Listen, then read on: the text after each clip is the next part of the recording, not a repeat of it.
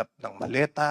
Ito'y naibigay, kung hindi sa opisina, sa townhouse. No, let me finish. There's You a will have point your of turn order, because the this is Honorable bearing. Sintay.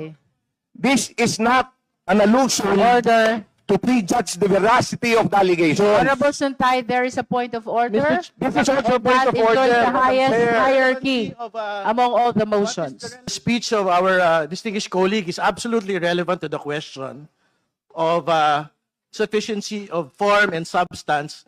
In the, importantly, my understanding of what he's stating today is that he is probably accusing members of Congress, members of the House Committee on Justice, as receiving payments for the implementation of our mandate in the impeachment proceedings. So, which is which, Madam Chair? So I think his speech is out of order and this should be decided promptly by the committee.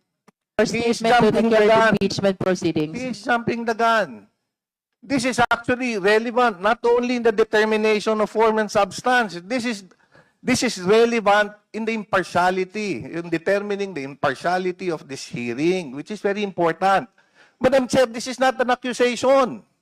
Kaya nga, kung hinintay lang ako patapusin, ewan ko, bakit naman yung aking kaibigan, naggagalaiti ka agad at concern na concern. You know, if we have nothing to hear, then we just listen. If we are not being alluded, why are we so guilty? New Vicks Vapor Drops